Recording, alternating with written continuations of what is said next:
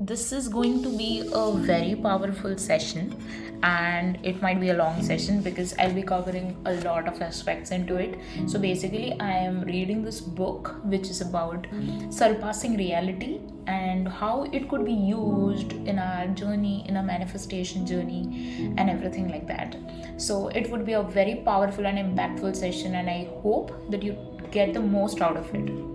So, what are the basic principles of reality transurfing? The first is the mind interprets information using a collection of well established labels. Okay, so the soul doesn't think and doesn't speak, but it feels and knows. That's why we say that soul is always right, and we should always be listening to the soul rather than what the monkey mind says. So the mind is only able to create a relatively new version of a house made out of old bricks. So that's why we tend to go back to the old patterns of thinking. We tend to go back to generational traumas which we have been carrying with our families and etc. So that's why we do these kind of reprogramming things and neurolinguistic programming, because we need to break out of those things. Okay, now, entirely new discoveries come from unrealized sectors, and that's what we are doing here in manifestation. The soul serves as a mediator between entirely new information and the mind. The soul accepts unrealized information as knowledge without interpretations. If the mind is successful in interpreting the soul's information, a discovery is made. So, that's how discovery is made. Now, the mind is capable of unambiguously determining the state of inner comfort.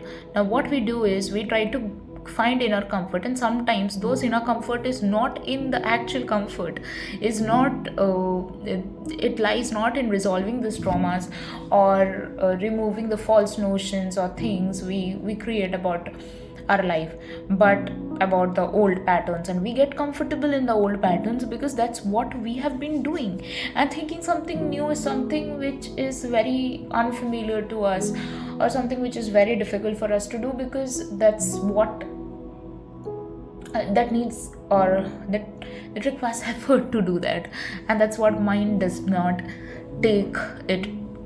That's why the mind tries to protect you, to not get adapted to a new pattern, and that's what we learn here, consciously to control it. So train yourself to pay attention to the inner comfort rather than the outer comfort. So the mind is capable of unambiguously determining the state of inner comfort. Having refused importance, you will get the freedom to choose your destiny, and there's nothing called something which is already predetermined. There's nothing like that. Freedom of choice allows you to stop asking, stop demanding, and to stop struggling. It allows you to go and take whatever you want.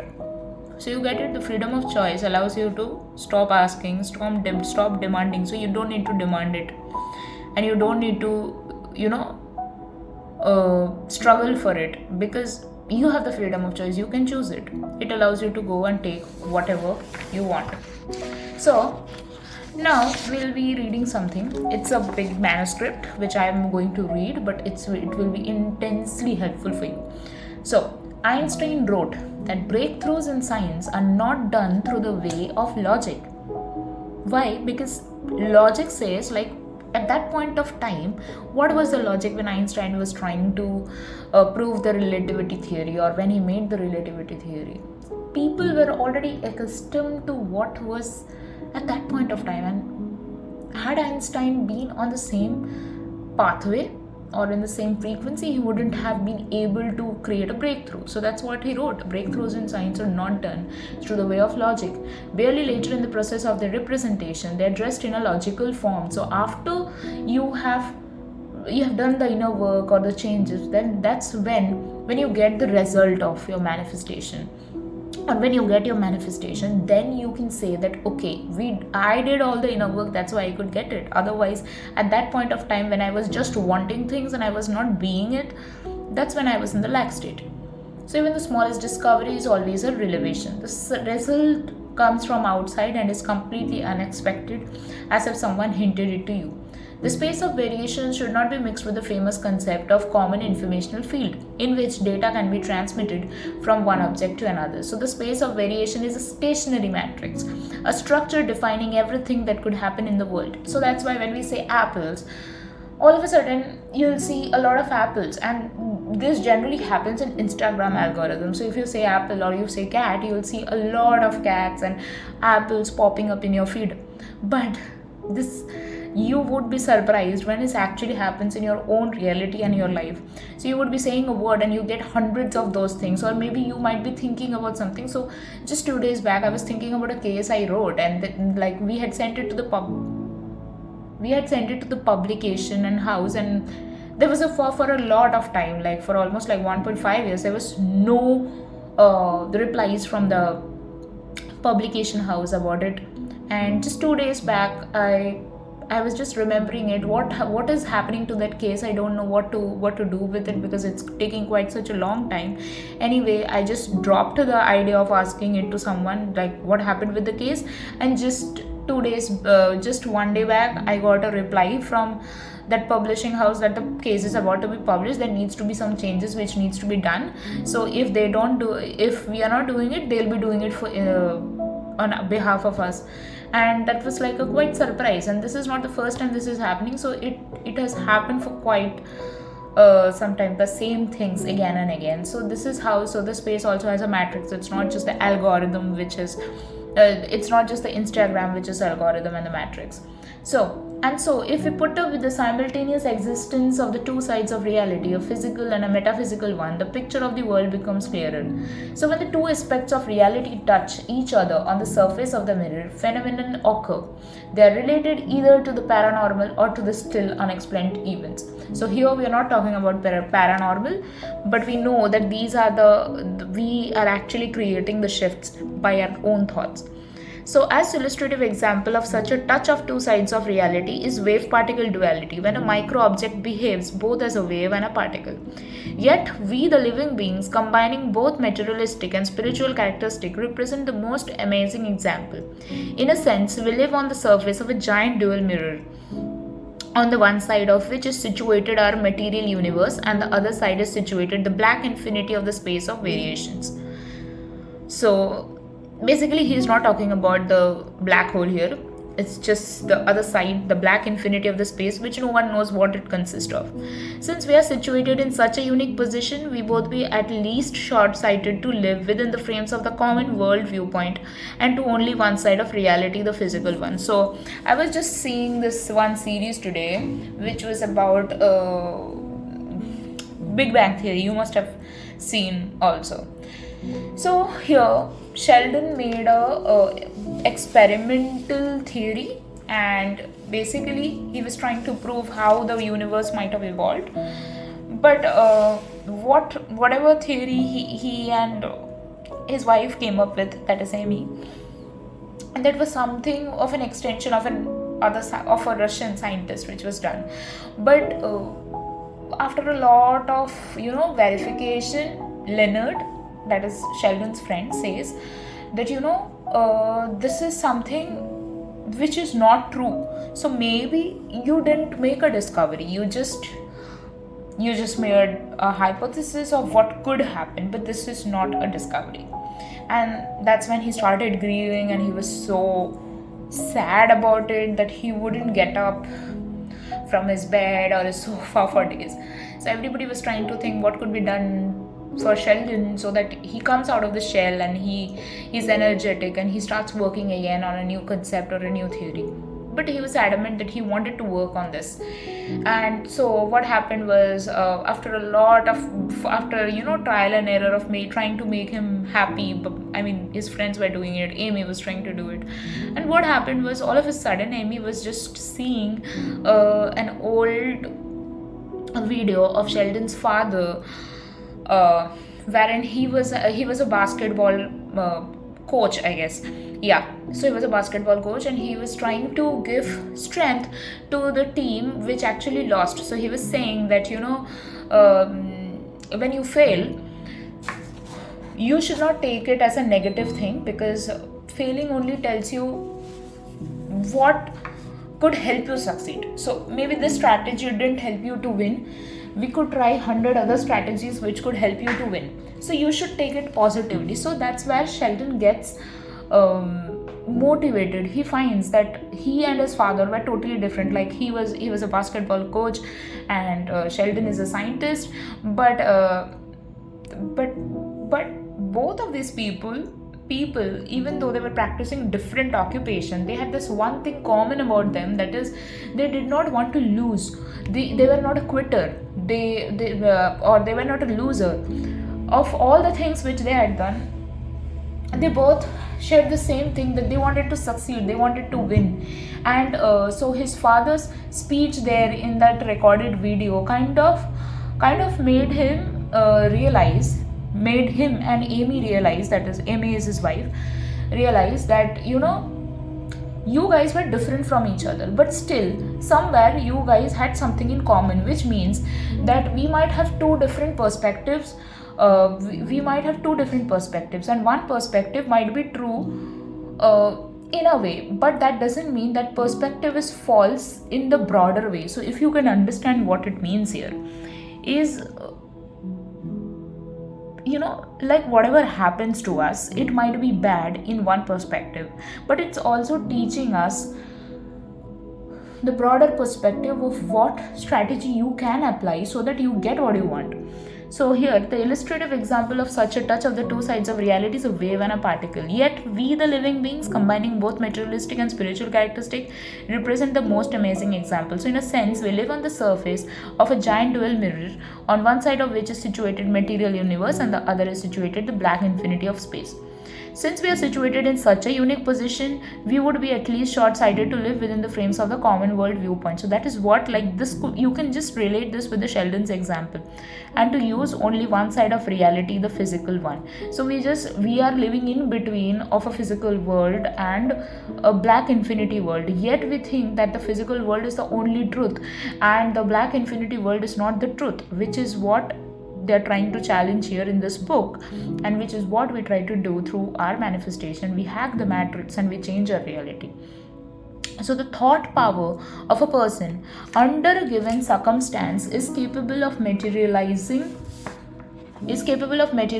one or the other sector of the space of variation. So while being in the state, while transversing names as union of mind or soul,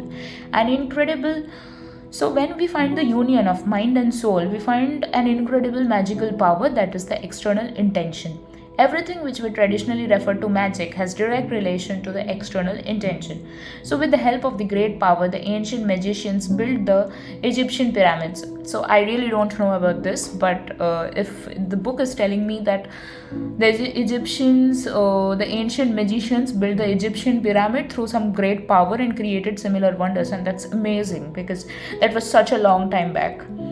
So we call the intention external because it is located outside the person, and thus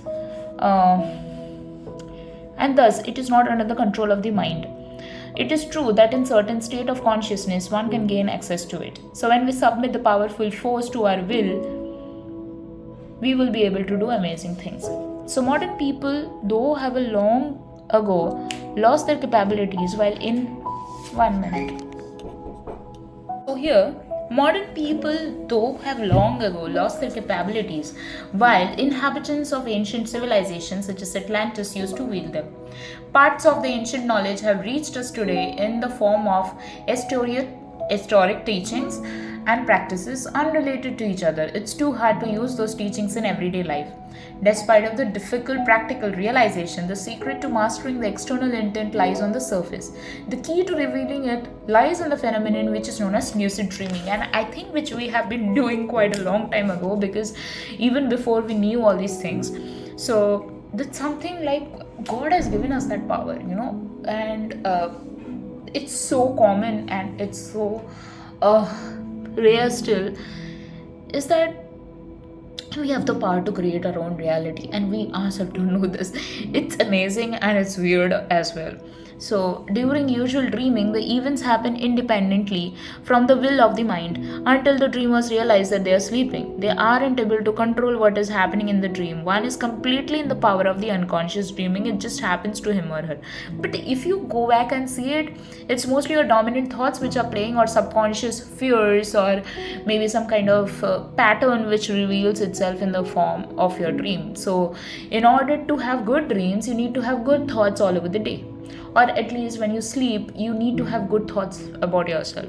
So during usual dreaming, the events happen independently from the will of the mind until the dreamers realize that they are sleeping. But once one realizes that this is a dream, incredible capabilities are uncovered. In a conscious dream, anything can be accomplished. You can control events with the power of your intentions, and you can do unusual things like flying.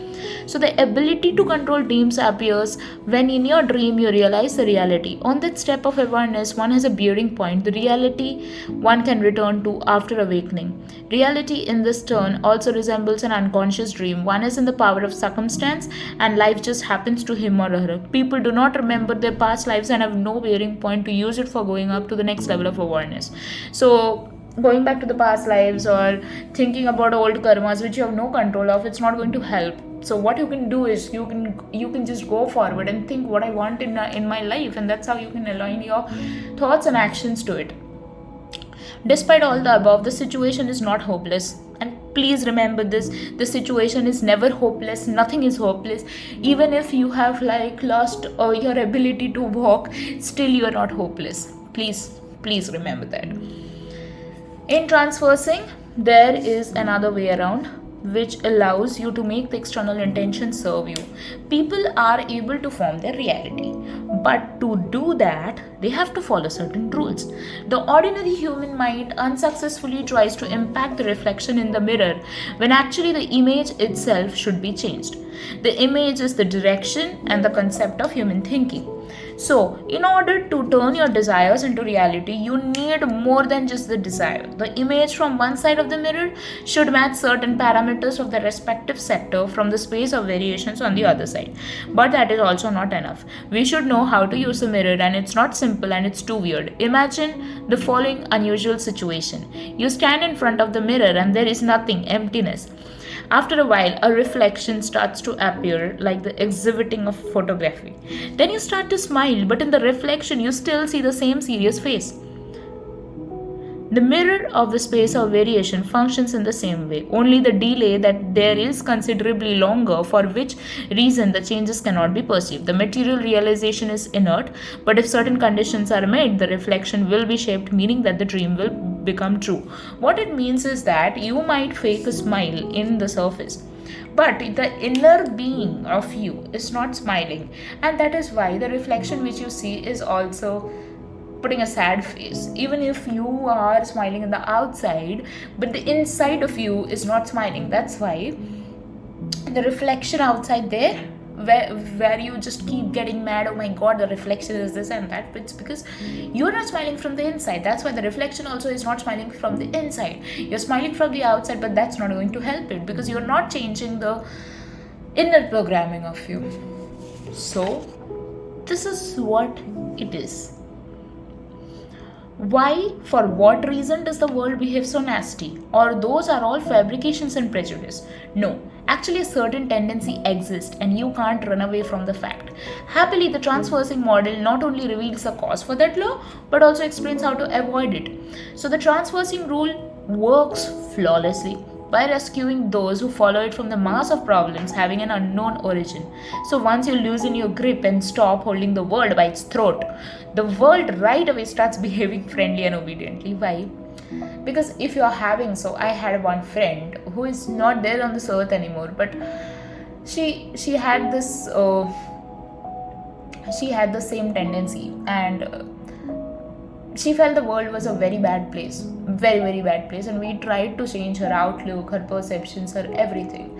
But I wish her thinking was not, her thinking we have been a bit pleasant, because what I feel is that her thinking was her enemy, and the thinking only took her life away. So I still wish she had someone to help her, but I mean, what I mean by help her is the psychologist or someone. But she didn't even want help. She was in a very hopeless kind of situation, and we tried our level best, but we couldn't save her. So that's how this is a very big proof that how your thinking can become your own enemy. Okay, So, we already explained the reason for the ubiquitous unity of opposites by colliding them. The balancing force restores the balance. And why are the opposing parties constantly fighting? At first glance, it should be the opposite to face, extinguish each other, and settle down. But no, opposites will annoy each other until they start fighting, and if no one breaks them apart, this will continue forever. So that's what I'm trying to tell you, that when you don't change your inner being and you just change the outer surface, that's not gonna help. There are ample examples. You yourselves can confirm that the world quite often annoys you. Of course, it's different for everybody and to a different degree, but in general, the essence is if in the current moment something can tip you off balance, it will happen as if deliberately. The following happens. If you're bothered by something, your nerves are tensed, at least to some extent. As if in relation to that, a spider appears and starts to jump and bark, thus tensing your nerves even more. You're annoyed that the spider keeps jumping higher and higher. There are a lot of ways to increase the tension. Let's suppose that you're rushing to get somewhere and you're afraid that you might be late. The spider claps and then rubbing its hands exclaims, "Go and go, our team." From this moment on, everything works against you. People will be in your way and will walk slower, and you will not be able to get around them. You will have to go through the door as soon as possible, and in front of it, there's a whole big line of lazy people who barely walk. It happens with the cars on the road as if everyone has conspired against you. Of course, some of this happens because of the perceptions. When you are in a rush, it seems that the whole world is slower. But there are obvious signs. The elevator or the car broke down, the bus is late, you end up in a traffic jam, and now there's deliberately some ill-intentioned objectivity. We could also give other examples. So, if you're worried or stressed out by something, the people around you will just do that which bothers you, and at the exact moment you want to be left alone. So, this is something which happens to all of us, and what I feel is, all the cause of the disease, and I think I read it in a book as well, to which got my facts verified, or which got my thinking verified, or perceptions verified, I would say, was this, that I think it was in You Can Heal Your Life book of Louise Hay. There she was saying that all the causes of the disease is because of our ill-intentioned thoughts. So when we suppress anger, we create cancer in the body. Then if we are trying to suppress our emotions, our throat starts hurting. So that's what keeps happening, and that's what, if you want to be healthy, you need to keep stress away from your life, and that's easier said than done. But you need to find coping mechanism to deal with that stress, or maybe just change your thinking and perceptions to that reality you want. Because if it is something very big, then obviously you will have to manifest it, and if it's something small which could be ignored, you need to find a different way to cope with it. Okay, so this was one of the things. So as you see here, if you don't want to see anyone, someone will come right away. And so the external push gets more intense and the tension accumulates. The stronger it is, the more actively are the others bothering you. But here's something interesting. They do not behave this way deliberately. They don't even think about it. They are bothering someone. What is the reason for such behavior? In the psychology of the unconscious, there are many white spots. As weird as it is, in most cases, people are driven by unconscious motives. But what is amazing does not lie in that, but in the moving force which is forming the unconscious motives, and which is not within the human psyche but outside it. So the force consists of the invisible but realistic energy, information, entities created by the mental energy of living beings are the pendulums. So what I can say is, for example, your boyfriend is not ready to give you a commitment, or maybe is not ready to marry you right now. What happens is, you have not dealt with your past traumas or your past thinking, and no matter what you try to do, he is not ready right now, and you can't do anything about it. But you sort of blame yourself that, oh my god, this is like this, and it's not helping me, and this person has become toxic. You start thinking these things, and that's not gonna help, because you're not thinking something productive or good about your boyfriend to change the perception or to change the reality. And that's why you keep getting the same thing. Now what you need to do is, you need to change the mirror. You need to change wholly the perceptions about this person, how he turns up in your reality, what he really is, and how he should behave with you. You should make this a reality inside of you, that he is automatically this. Even when you don't get the proofs in the outside, you need to first believe it in the inside, then only you can get it. So rather than blaming the world, let's just blame us and our thinking and take accountability and responsibility that we can change it, right? Okay, now continuing the text in the textbook, we shouldn't assume that these entities are capable to plot something and to realize conscious intent. Just like leeches, the pendulums can sense polarization as a non-homogeneity of the energy field and they strive to attach themselves there.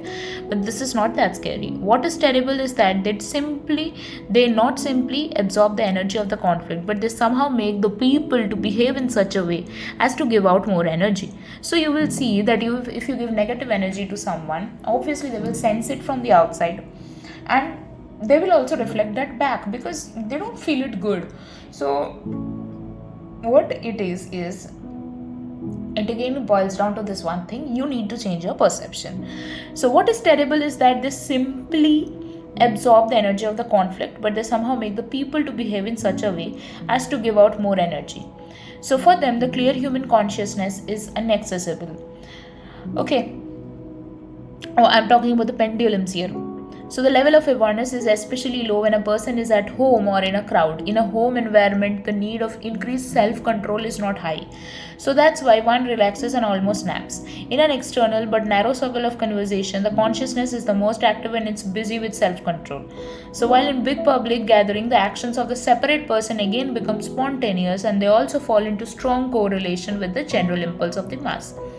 So when you decide to go around to the left, he makes a spontaneous move to the left as if it's deliberately standing in your way. You try to go to the right and he unconsciously goes in the same direction. And you feel as if this person is actually trying to irritate you, but they're not. And that's why we need to change the perception. So the moral of the story is change your perceptions. You have intense power to hack the matrix and get the reality you want, because science itself is telling me, and even the Egyptians and the great pyramids have done that. And what happens is that when you shift your perceptions, everything else changes. And I think this is a very awesome book because it provides a very elaborated example of each and everything, and it's amazing. And that's why I would recommend people to go through this my YouTube to just get in this beautiful insight, so that it completely changes the inside of you and you can be absolutely clear of what you want.